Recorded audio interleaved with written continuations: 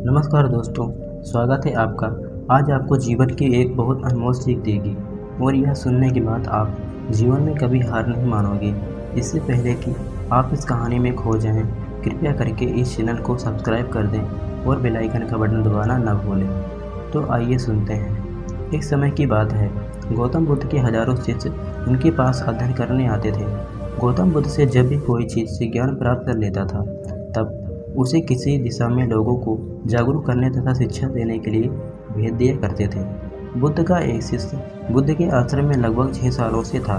वह शिष्य महात्मा बुद्ध के पास आया और बुद्ध से कहा, मुझे यहाँ 6 साल हो गए। मेरे बाद कितने शिष्य यहाँ पर आए, उनमें से लगभग शिष्य को अपने ज्ञान देने के लिए किसी न किसी दिशा में भेज दिया, लेकिन मुझे अभी तक क्यों नहीं भेजा? आखिर क्यों? क्या मुझे आपका ज्ञान प्राप्त नहीं हुआ है? बुद्ध मुस्कुराए और बोले, यह तो तुम्हें खुद ही समझना पड़ेगा कि मेरा ज्ञान तुम्हें प्राप्त हुआ या नहीं। शिष्य बोला, हे बुद्ध, आपने इन 6 सालों में जो मुझे उपदेश दिया है वह मुझे सब याद है। आपकी बताई हुई एक एक बात मुझे सब याद है। आप कुछ भी मुझसे पूछ सकते हैं, मैं उत्तर देने के लिए तैयार हूँ। आप मुझे एक मौका तो दें ताकि मैं किसी भी दिशा में जाकर लोगों को अपने ज्ञान के बारे में बता सकूँ। इस पर बुद्ध ने बोला कि ज्ञान की बात को याद रखने का कोई फ़ायदा नहीं है जब तक तुम उस आदत को खुद नहीं अपनाओगे। शिष्य ने कहा, जो भी हो, कृपया करके एक मौका ज़रूर दें।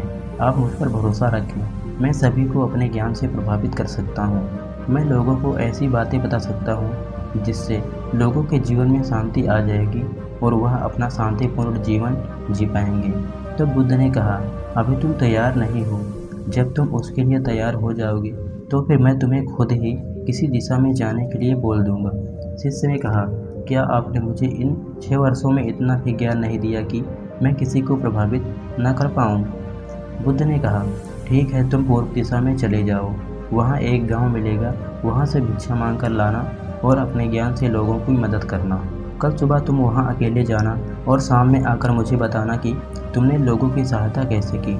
शिष्य यह बात सुनकर बहुत खुश हुआ और आशीर्वाद लेकर चला गया। वह रात भर ज्ञान समेटता रहा और मन ही मन सोच रहा था कि मैं वहाँ ज्ञान का ऐसा छाप छोड़ूंगा कि वहाँ के लोगों के साथ बुद्ध भी मुझसे प्रभावित हो जाएंगे। सुबह उठकर वह महात्मा बुद्ध को प्रणाम करने लग गया। उन्हें प्रणाम कर वह पूर्व दिशा की तरफ निकल गया। शाम को वह जब वापस आया तो बुद्ध ने देखा कि शिष्य के माथे पर चोट लगी हुई थी और खून बह रहा है। बुद्ध ने उसे पट्टी की और पूछा, तुम्हें चोट कैसे लगी? शिष्य ने कहा, वहाँ के लोग बेहद ही दुष्ट हैं, उन्हें जरा सा भी बुद्धि नहीं है। मैं उस गांव में भिक्षा लाने गया पर किसी ने भिक्षा नहीं दी। सब मुझे वहाँ गालियाँ दे रहे थे। एक व्यक्ति ने भिक्षा तो दी थी लेकिन नीचे फेंक कर और कहा, इसे उठा लो। मैंने उन्हें काफ़ी समझाया लेकिन मेरी बात सुनने को तैयार नहीं थे। उन्होंने मेरे साथ हाथापाई की जिससे मुझे चोट लग गई। बुद्ध, आप मुझे दूसरी जगह भेजिए जहाँ के लोगों में ज्ञान हो, वह इस तरह ना हो। बुद्ध शिष्य की बात सुनकर मुस्कुराए और बोले, अगर दूसरे गांव के भी ऐसे ही गांव के लोग होंगे तब तुम क्या करोगे? शिष्य ने कहा, हे बुद्ध, मैं ऐसे लोगों को कोई ज्ञान नहीं दे सकता। वह लोग अज्ञानी हैं, उन्हें कौन समझाए? बुद्ध ने कहा, वे लोग अज्ञानी नहीं बल्कि ज्ञानी हैं।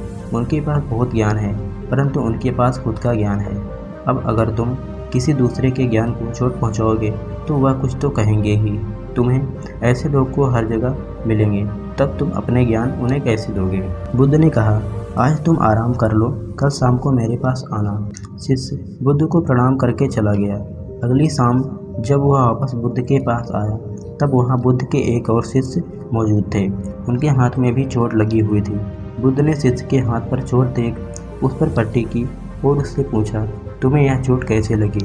बुद्ध ने कहा, वहाँ तुम्हारे साथ क्या क्या हुआ तुम मुझे बताओ। शिष्य ने कहा, वहाँ पर मैंने सबसे भिक्षा मांगी लेकिन किसी ने भी भिक्षा नहीं दी। एक व्यक्ति जिसने भिक्षा दी भी तो मुझे ज़मीन पर फेंक कर दी और कहा, उसे उठा लो, तो मैंने उसे उठाकर अपने झोले में रख लिया और मैंने उसे सफल होने का आशीर्वाद दिया।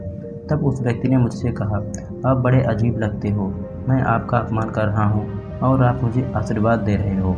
तो मैंने उनसे कहा कि आप दानी हो, आपने मुझे दान दिया है इसलिए मैं आपको आशीर्वाद दे रहा हूँ। फिर मैं वहाँ से आगे गया तो कुछ लोगों ने मुझे वहाँ से वापस जाने के लिए कहा उन्होंने मुझे कुछ अपशब्द कहा और मुझ पर पत्थर भी फेंके, जिससे मुझे चोट लग गई। और जब मैं वापस आ रहा था तब रास्ते में मैंने एक माँ को रोते हुए देखा। वह अपने बीमार बच्चे को लेकर चिंतित थी। तुरंत उसके लिए जंगल में जाकर जड़ी बूटी लाया, लेकिन वहाँ के कुछ लोग जड़ी बूटी देने नहीं दे रहे थे। फिर मैंने उनसे विनती की वह मुझे उस बच्चे का इलाज करने दें। उसके बाद वह जैसा कहेंगे मैं ठीक वैसा ही करूँगा। फिर जिस व्यक्ति ने मुझे भिक्षा दी थी उसने गांव वालों को समझाया। तब उन्होंने मुझे उस बच्चे को जड़ी बूटी लगाने दी। उसके कुछ देर बाद वह बच्चा ठीक हो गया। फिर गांव के जिन लोगों ने मुझ पर अपशब्द व्यवहार किए थे उन्होंने मुझसे माफ़ी मांगी और धन्यवाद कहा। फिर मैं वहां से वापस आ गया। हे बुद्ध, मेरी आपसे एक बेनती है।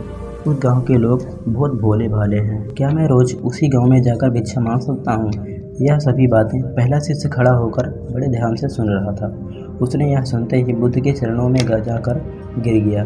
हे बुद्ध, मैं समझ गया हूँ कि अभी तक मैं उस लायक नहीं हूँ कि मैं दूसरों को ज्ञान दे सकूँ। बुद्ध ने कहा, हमें बाहर से वैसे ही लोग दिखाई देते हैं जैसे हम अंदर से होते हैं। जब तक स्वयं को नहीं बदल सकते तब तक किसी को नहीं बदल सकते।